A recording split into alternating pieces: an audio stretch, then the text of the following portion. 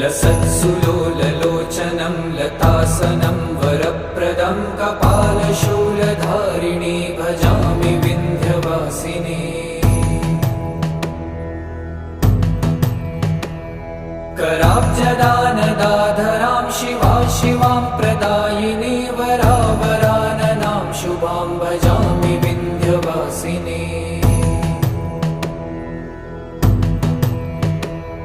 कपीन्द्रजामिनी प्रदां त्रिधा स्वरूपधारिणी जले थले निवासिनी भजामि विन्ध्यवासिनी।